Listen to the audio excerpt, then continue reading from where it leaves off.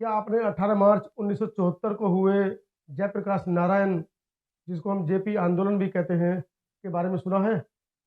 बिल्कुल सुना होगा, क्योंकि बिहार से शुरू हुए इस आंदोलन को मीडिया ने बड़ी प्रमुखता से अपनी खबरों में उसको जगह दी थी।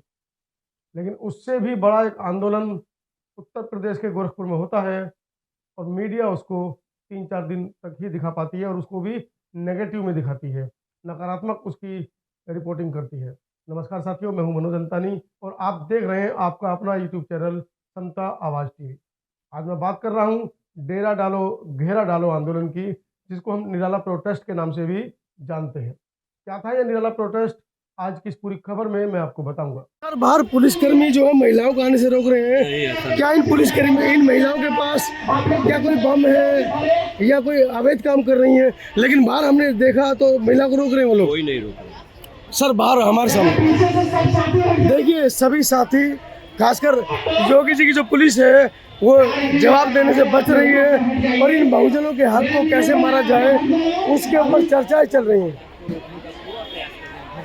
अम्बेडकर जन मोर्चा के आह्वान पर 10 अक्टूबर को यह आंदोलन गोरखपुर के कमिश्नर कार्यालय पर किया जाना था।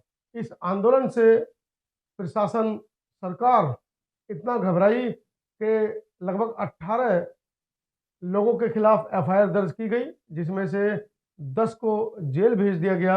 अपने आप में अद्भुत और अनोखा ये आंदोलन था। सुबह 9 बजे से लोग बैठे रहे अपनी मांग को लेकर। उनकी सिर्फ एक ही मांग थी कि हमारे इस आवेदन पत्र को, या जो हम ज्ञापन सौंपने आए हैं, हम कलेक्टर साहब को देंगे। कलेक्टर के ऑफिस में सुबह 9 बजे से भीड़ शुरू हुई, और रात को 10 बजे तक वो लोग इसी आस में बैठे रहे कि सुबह का कलेक्टर हमसे मिलने आएगा, हमारी बात को सुनेगा और सरकार तक पहुंचाएगा। पूरा प्रशासन लगा हुआ है हम लोगों को रोकने के लिए। जो जहाँ जगह मिले वहाँ बैठ जाए, और किसी की औकात नहीं है जो यहाँ से हम लोगों को हटा देगा, ये ध्यान रखिएगा। और हम बाबा साहब डॉक्टर अम्बेडकर की औलादे हैं। लोकतांत्रिक तरीके से हम अपना अधिकार मांगने आए हैं, अब जमीन सरकार को देना ही पड़ेगा। लेकिन कलेक्टर साहब अपने उसको सरकारी मकड़ कहें, या कलेक्टर साहब की अपनी तानाशाही कहें, या ऊपर से प्रेशर कहें सरकार का, कि वो अपने ही कार्यालय में समय नहीं निकाल पाए। रात को 10 बजे जब वो पहुंचे तो उन्हें लगा था कि शायद भीड़ कम हो गई होगी, लेकिन ऐसा नहीं था, क्योंकि अम्बेडकर जन मोर्चा के जो कार्यकर्ता थे वो सुबह 9 बजे वहां पर पहुंचना शुरू हुए कमिश्नरेट में, कमिश्नर कार्यालय पर, और रात को 10 बजे तक वो जमे रहे। और हद तो तब हो गई जब शाम को 5 या 6 बजे के बाद जो खेतीहर मजदूर थे वो भी अपने घर वापस आए, खाना वगैरह खाकर वो भी कार्यालय की तरफ बढ़ चले। मतलब सुबह से शाम तक जो भीड़ थी वो रात को 10 बजे तक जाते जाते दुगनी हो गई थी।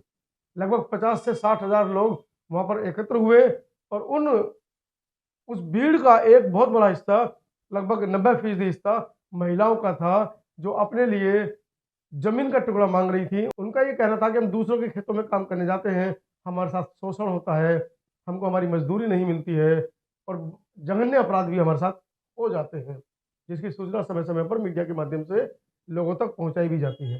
ये सरकार अमीरों की गाड़ी दौड़ाने के लिए हजारों एकड़ जमीन खरीद करके, लाखों एकड़ जमीन खरीद करके, करोड़ों रुपया लगा करके खोलने बना सकता है, तो हम गरीबों के मान सम्मान के लिए, हमारे बच्चों के भविष्य के लिए 1 एकड़ जमीन क्यों नहीं ले सकता है? उनका यह भी कहना था कि जब एक वोट के अधिकार से हम सब समान हैं, तो भूमि के मामले में हम सभी लोग समान क्यों नहीं हैं?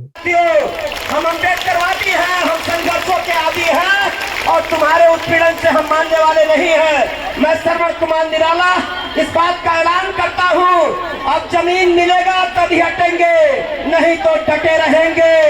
बोलो जमीन लेना है ना, हाथ उठाओ और दिखाओ उत्तर प्रदेश के मुख्यमंत्री को हम आपके साथ हैं, हम आपके साथ हैं।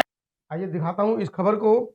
इस खबर के अंदर अम्बेडकर जन मोर्चा के संयोजक श्रवण कुमार निराला ने कलेक्टर के सामने रात को 10 बजे क्या अपनी मांगे रखी हैं, और इसी तरीके से मैं थोड़ी थोड़ी खबरें दिखाकर आपको पूरे प्रकरण से भी अवगत कराऊंगा। हालांकि लगभग 24 दिन मैं भी जेल में रहा।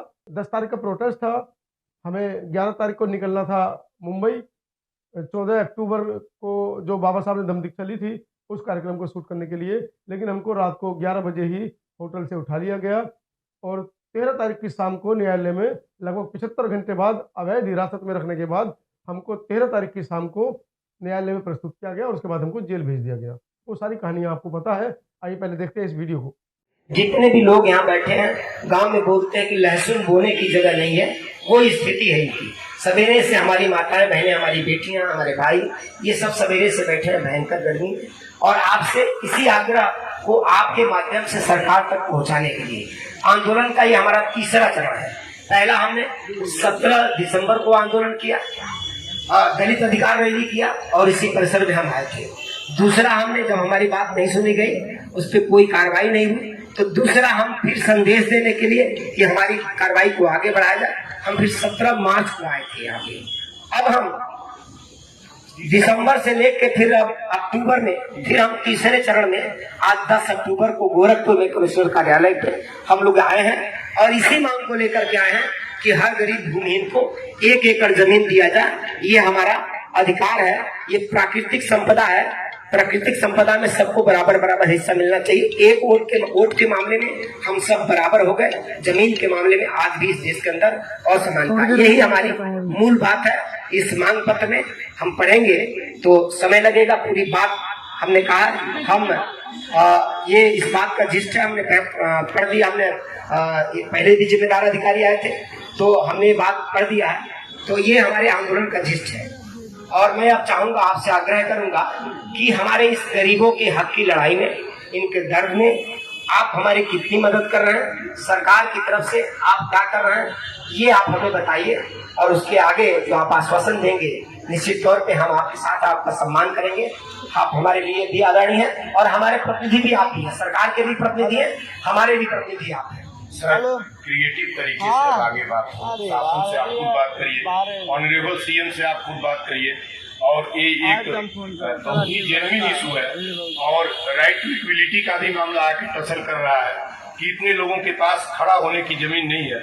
इस पर सभी रेवेन्यू के टॉप रैंक के आप अफसर हैं, जिले के आए हैं, इसको यूं ही ना छोड़ा जाए। दोनों ज्ञापन में मैं था, ज्ञापन लेके ठंडे बस्ते में रख दिया गया, लेकिन आज मैं 1 घंटे से इनसे निवेदन कर रहा हूं कि आप लोगों को एक मौका और दिया जाए और आप ऑनरेबल सीएम से और जिससे भी बात करना हो बात करिए। मेरा व्यक्तिगत तौर पर आप सबसे यही निवेदन है।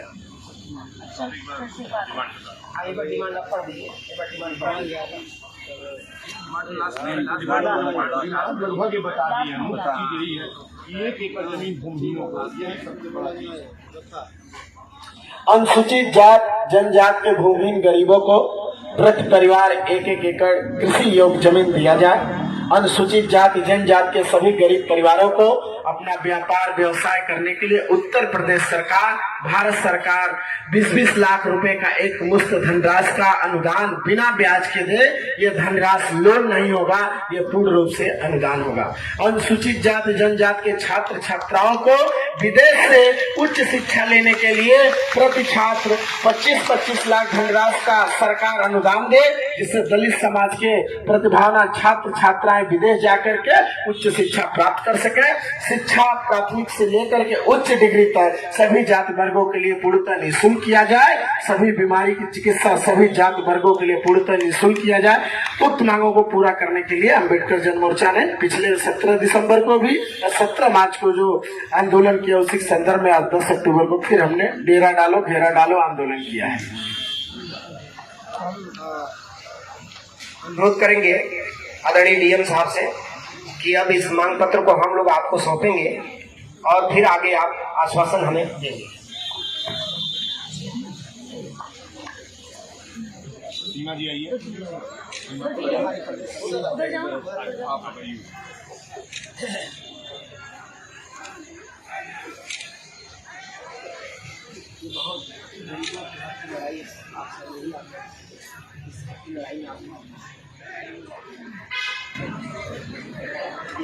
हम समझ रहे हैं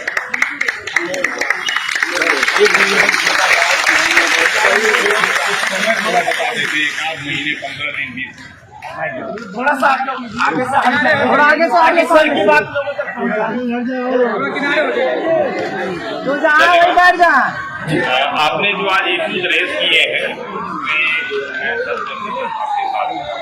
और मेरा बस ये कि इसको हम लोग हायर लेवल पे डिस्कस करेंगे। आप लोग 5 लोगों का एक डेलीगेशन बना दीजिए, जो मतलब नाम मोबाइल नंबर के साथ हम लोग एक हाई मतलब कमिश्नर सर और मीटिंग करेंगे। तो उसमें हम चाहेंगे कि वो 5 लोग आए, हम लोग भी साथ में बैठे। इसमें एक्चुअली ये ओवरनाइट डिसीजन तो हो नहीं सकता है। इसमें जो इश्यूज निकल के आएंगे, जैसे अगर खरीद के देना है या गांव सभा का जमीन देना है, तो उसके लिए एक पॉलिसी बनेगी। गवर्नमेंट के पास रिसोर्सेज भी मोबिलाइज करना होगा। तो थोड़ा ये टाइम टेकिंग प्रोसेस है, लेकिन एक अच्छा डिमांड है। और मतलब जो एटलीस्ट भूमि हुई है, मैं भी इसी पक्ष में हूँ कि उनके पास लैंड अवेलेबिलिटी। तो आपसे बस मेरा इतना ही अनुरोध है कि 5 लोगों का हमें प्रतिनिधि मंडल का एक नाम दे दीजिए अलॉन्ग अपने एक्सटेंशन के साथ, एंड हम आपके साथ हैं। और हम लोग इंश्योर करेंगे कि इसको हायर लेवल पे ले जाए और पॉजिटिवली इसमें सक्सेसफुल रिजल्ट आए। ठीक है, बाकी ये टाइम टेकिंग है, 1-2 दिन का इशू नहीं है, एटलीस्ट मंथ और 2 लगेगा।